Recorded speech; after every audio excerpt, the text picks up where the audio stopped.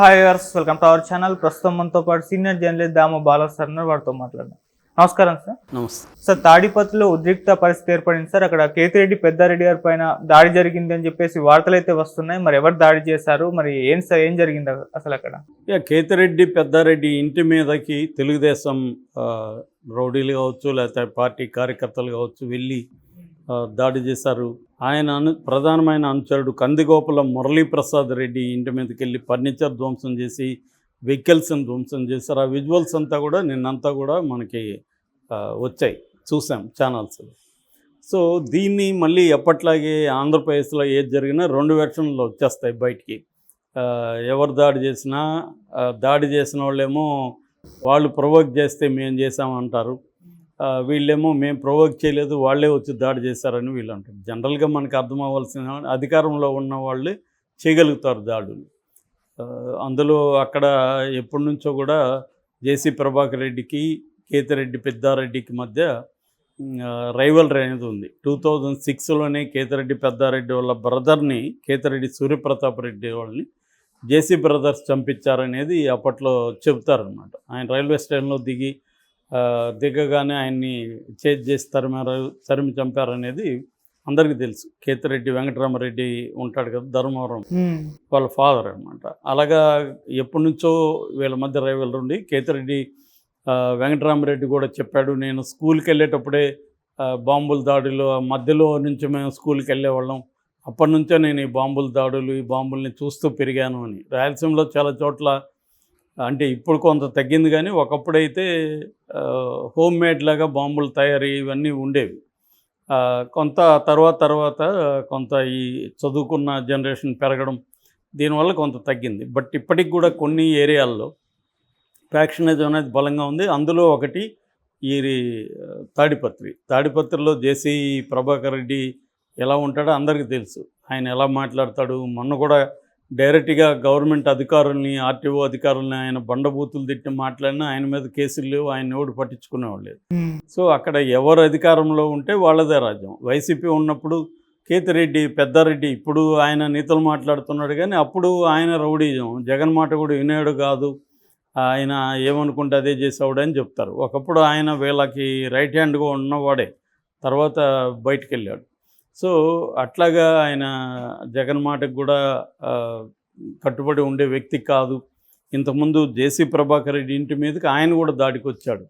So ఇప్పుడు జేసీ ప్రభాకర్ రెడ్డి ఎందుకు సైలెంట్గా ఉంటాడు? 5 ఏళ్లలో ఆయన అనేక ఇబ్బందులకు గురయ్యాడు. వాళ్ళ ఆర్థిక మూలాల్ని దెబ్బకొట్టడానికి జగన్ అనేక పనులు చేశాడు. బస్సులు మూసేస్తారు, వాళ్ళకున్న వ్యాపార లావాదేవీలు దెబ్బకొట్టాడు. సో ఆర్థికంగా దెబ్బకొట్టాడు. జేసీ ప్రభాకర్ రెడ్డిని వాళ్ళ అబ్బాయిని జైల్లో పెట్టించారు. ఇవన్నీ జరిగాయి. దానికి మళ్ళీ ఆ నేపథ్యం ఉంది. జగన్ ఎందుకు చేశాడంటే దానికి నేపథ్యం ఉంది. అదేదో అంటారు కదా, ఎండు చేపలు ఎందుకు ఎండలేదంటే ఒక్కొక్క కథ చెప్తాయి. అలాగా దీనికి ప్రతిదానికి లింక్ ఉంటుంది. ఇది ఎవరిది తప్పని మనం ఇక్కడ కూర్చొని చెప్పలేం. ఖచ్చితంగా ఇద్దరు వైపుల నుంచి జరుగుతాయి. అయితే ఎలక్షన్ టైంలో కూడా చంద్రగిరి తర్వాత పల్నాడు తర్వాత పెద్ద ఎత్తున జరిగింది ఇక్కడే తాడిపత్రిలో. సో అందువల్ల ఇప్పుడు ఆయనేమో ఈ జేసీ బ్రదర్స్లో పెద్ద ఆయన జేసీ దివాకర్ రెడ్డి ఏమో ఏజ్ రీత్యా సైలెంట్ అయిపోయాడు, కానీ ఈయన సైలెంట్ కాలేదు. ఎందుకంటే వీళ్ళు సైలెంట్ అవ్వాలనుకున్న అవ్వలేరు. ఫ్యాక్షన్ మొత్తం పైనుంచి కింద దాకా నెట్టనులుగా చీలిపోయింది. ఓకే. సో చీలిపోయినప్పుడు ఈ గ్రూప్స్, ఒక గ్రూప్ సైలెంట్ అయిపోతే ఇంకో గ్రూప్ వచ్చి మీద పడుతుంది. అందుకని ఈ గ్రూప్ కూడా సైలెంట్గా ఉండకూడదు. కాబట్టి ఇది జరుగుతూ ఉంటుంది అన్నమాట. అలాగే ఎలక్షన్ టైంలో ఇతన్ని బయటికి తరిమేశారు పెద్దిరెడ్డిని. ఇక్కడ ఉంటే అలలు అవుతాయని ఆయన కూడా వెళ్ళిపోయాడు. బట్ ఇప్పుడు ఆయనకి బెయిల్ వచ్చింది. బెయిల్ వచ్చిన తర్వాత ఆయన ఏదో డాక్యుమెంట్స్ ఉన్నాయి మా ఇంట్లో, నేను వెళ్ళేది ఓపెన్ చేసి తీసుకురావాలని చెప్పి ఆయన వెళ్ళాడని చెప్తున్నారు. వెళ్ళకముందు ఆయన మామూలుగా అయితే పోలీసులు ఆయన రావద్దని చెప్పారు. బట్ ఆయన ఎస్పీ జగదీష్ పర్మిషన్ అడిగాడని పర్మిషన్ తీసుకున్నాడు. ఎందుకంటే కొండాపురం వద్ద ఆయన ఆపేశారు పోలీసులు, వెళ్ళడానికి వెళ్ళలేదు, పర్మిషన్ లేదని. ఆయన దాంతో ఎస్పీకి ఫోన్ చేశాడు, ఇట్లా నేను ఏమీ చేయను, వెళ్ళి ఆ పత్రాలు తీసుకొని నేను వెళ్ళిపోతాను, మీరు పోలీస్ సెక్యూరిటీ నాకు ఇవ్వండి అని ఆయన చెప్తే జగదీష్ కూడా పోలీసులకి చెప్పి ఆయన్ని పోలీస్ సెక్యూరిటీతో తీసుకొని ఆ పత్రాలు ఏవో ఉన్నాయో అవి తీసుకొని ఆయన వెళ్ళిపోతారు.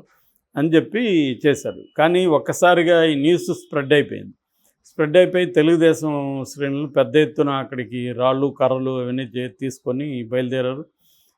దాంతో ఆయన్ని వెనక్కి పంపించేశారు. బట్ ఈ మురళీ ప్రసాద్ రెడ్డి ఈయన అనుచరుడు, ఈయన ఇంటి మీదకి దాడి చేశారు. చివరికి ఆయన తన పర్సనల్ సెక్యూరిటీలో ఉన్న గన్ను తీసుకొని బెదిరించాల్సిన పరిస్థితి ఏర్పడింది. ఓకే. దీన్ని తెలుగుదేశం మీడియా ఎలా రాస్తుందంటే వాళ్ళు కవించిన దానివల్ల దాడులు జరిగాయి. అంటే కవిస్తే దాడులు జరుగుతాయా, కవిస్తే మరి పోలీసులు ఉన్నారు కదా, పోలీసులకు గది చెప్పాలా అనేది ఉండదు అనమాట. అంటే ఎవరి వెర్షన్ వాళ్ళు రాయడానికి రెడీ అయిపోతారు. క్లియర్గా అయితే ఇది తెలుగుదేశం వాళ్ళు పెద్దిరెడ్డిని రానియకుండా ఉండడానికి ఆల్రెడీ ఛాలెంజ్ కూడా చేశాడు జేసీ ప్రభాకర్ రెడ్డి. పెద్దిరెడ్డిని 4 ఏళ్లలో అడుగు పెట్టనని కూడా ఆయన ఛాలెంజ్ చేశాడు. సో ఇది ఆయన ఓపెన్గా మీడియా ముందు ఛాలెంజ్ చేసి మీడియా ముందు అనేక ఛాలెంజ్లు కూడా చేశాడు కదా ఆయన. మరి అట్లాంటి వాడు చేశాడంటే ఊరికే చేయడు కదా, ఆయనకి బలగం వ్యవహారాలు ఉన్నాయి కదా, పోలీస్ అండదండలు ఉన్నాయి కాబట్టే కదా. సో అంటే ఈ 4 ఏళ్ళు ఈ జాగీర్ నాది అని పంచుకున్నట్టుగా ఉంది. ఈ ఎనిమి రాకూడదు, ప్రత్యర్థి రాకూడదు. ఒక డెమోక్రసీ ఇది, దీనికి ఎవరికైనా ఎక్కడైనా ఉండే హక్కు ఉంటుంది, లీగల్గా ఆయనకి ఇబ్బంది లేనంత వరకు అనేది లేదు. ఇప్పటికి కూడా ఫెడరల్ వ్యవహారంలాగా ఇది నా జాగీరు, నేను అనుకున్నవాడే ఇక్కడ ఉండాలి, నాకు నచ్చనివాడు ఇక్కడ ఉండకూడదని జేసీ ప్రభాకర్ రెడ్డి ఓపెన్గా చెప్తుంటే కూడా ఆయన మీద కేసులు. గతంలో ఈయన కూడా అలాగే బిహేవ్ చేశాడు, పెద్దిరెడ్డి కూడా. సో వీళ్ళిద్దరి మధ్య మామూలు జనానికి ఇప్పుడు చాలామందికి గాయాలైనాయి, అందరూ హాస్పిటల్లో జాయిన్ అయ్యారు. గతంలో పెద్దిరెడ్డి దాడుల్లో కూడా చాలామంది తెలుగుదేశం సింపతైజర్లు, సామాన్య కార్యకర్తలు దాడులకు గురయ్యారు. ఎలక్షన్ టైంలో పోలీసులు పెద్ద ఎత్తున వైసీపీ వాళ్ళ కార్యకర్తలను, సామాన్య కార్యకర్తలను కొట్టారు. సో ఇక్కడ ఓవరాల్గా చూసుకున్నప్పుడు ఇది పెద్దిరెడ్డి జేసీ ప్రభాకర్ రెడ్డి మధ్య రైవలరీగా పైకి కనిపించిన సామాన్య ప్రజలు దీంట్లో ఎక్కువ బలయ్యేవాళ్ళు వాళ్ళే. వీళ్ళేమో ఇప్పుడు పెద్దిరెడ్డి అక్కడ లేకపోయినా ఆయనకి జరిగేది వ్యాపారాలు జరుగుతుంటాయి, ఆయన బెంగళూరులో వ్యాపారాలు ఉన్నాయి, చెన్నైలో ఉన్నాయి, ఆయన చూసుకోగలడు. ఆయనకి ఒక 5 ఏళ్ళు సైలెంట్గా ఉందాలో మళ్ళీ చూద్దామని అనుకోవచ్చు. ఓకే. కానీ సాధారణ ప్రజలు అలా వెళ్ళిపోలేరు కదా, వాళ్ళకి అక్కడే వ్యవసాయం ఉంటుంది, అక్కడే పనులు ఉంటాయి, అక్కడే బతకాల్సిన పరిస్థితి. వాళ్ళు ఎక్కడికి వెళ్ళిపోగలరు? ఇది మేజర్ ప్రాబ్లం. రాయలసీమ ఫ్యాక్షన్లో కానీ ఎనీ పొలిటికల్ రైవలరీ ఉన్న ఏరియాలో అన్నింటిలో కూడా ప్రాబ్లం ఏంటంటే సాధారణ ప్రజలు వాళ్ళ దైనందిన జీవితం డిస్టర్బ్ అయిపోవడం, వాళ్ళల్లో జైలుకి వెళ్ళిపోవడం, వాళ్ళ పిల్లల ఎడ్యుకేషన్ డిస్టర్బ్ అయిపోవడం ఇది జరుగుతుంది. ఫ్యాక్షనిస్ట్ లీడర్స్ ఏమో తమ పిల్లల్ని ఎక్కడో విదేశాల్లోనో లేకపోతే తమిళనాడు, మహారాష్ట్రలోనో, బాంబేలోనో ఎక్కడో చదివించుకుంటారు, కర్ణాటకలో. సో వాళ్ళు దీని నుంచి బయటికి వెళ్తారు. కానీ ఈ సామాన్య ప్రజలకి ఆ వెసులుబాటు ఉండదు. వాళ్ళు ఫ్యాక్షన్ ఒక గ్రూప్లో లేకుండా కూడా బతకలేరు. నువ్వు అటన్నా ఉండాలి, ఇటన్నా ఉండాలి. ఎట్లా నేను మిడిల్ గ్రౌండ్లో ఉంటాననే దానికి అక్కడ మిడిల్ గ్రౌండే ఉండదు. ఉంటే అది లేకపోతే ఇది. అట్లా ప్రతి పల్లెలో కూడా ఫ్యాక్షన్స్ అలాగా ఉండే పరిస్థితి వచ్చేస్తుంది. అందుకని చాలామంది మా సామాన్య జనం కూడా తమ పిల్లల్ని వీలైనంత మేరకు బయటికి వాళ్ళ ఆర్థిక స్తోమత అనుమతించిన మేరకు చేసుకోవడం, చాలామంది పల్లెలను వదిలి వెళ్ళిపోవడం, ఇలాంటి అంత జరిగింది. దీని మీద కూడా బోర్డులు కథలు, నవల్స్, పుస్తకాలు, సినిమాలు అన్నీ వచ్చాయి. దీని ప్రభావం సినిమాల మన పేద ప్రజల మీద ఎలా ఉంటుందని అది ఇప్పటికీ ఉంది. చంద్రబాబు నేను ఫ్యాక్షనిజాన్ని తొక్కేశాను అని చెప్తుంటాడు. మరి ఇలాంటి దాన్ని ఎందుకు కంట్రోల్ చేయట్లేదు? దీనివల్ల ఖచ్చితంగా చంద్రబాబు కూడా బ్యాడ్ నేమ్ వస్తుంది. ఎందుకంటే ఆల్రెడీ పార్లమెంట్ వరకు కూడా మిథున్ రెడ్డి తీసుకెళ్ళారు. పొంగనూరులో కూడా సేమ్ జరిగింది. మిథున్ రెడ్డి రెడ్డప్ప దగ్గరికి వెళ్తే వీళ్ళకేం పని, వీళ్ళు సైలెంట్గా ఉండొచ్చు కదా, వీళ్ళు అక్కడ దాడులు చేశారు. ఎందుకంటే గతంలో పెద్దిరెడ్డి రామచంద్రరెడ్డి కూడా ఇలాగే తెలుగుదేశం వాళ్ళు ఏమంటారు, 2019 నుంచి ఇప్పటి వరకు 24 వరకు వైసీపీ వాళ్ళు మా మీద దాడులు చేశారు, దానికి ప్రతీకారంగానే జరుగుతున్నాయని వీళ్ళ వాదన. సో ఇది నెవర్ ఎండింగ్ ఆర్గ్యుమెంట్.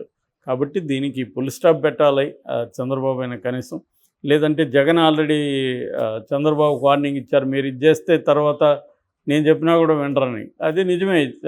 మళ్ళీ చంద్రబాబు ఇప్పుడు అలో చేస్తే ఇవన్నీ రేపు పొద్దున మళ్ళీ జగన్ వస్తే వైసీపీ వాళ్ళు మళ్ళీ దాడులు చేస్తారు.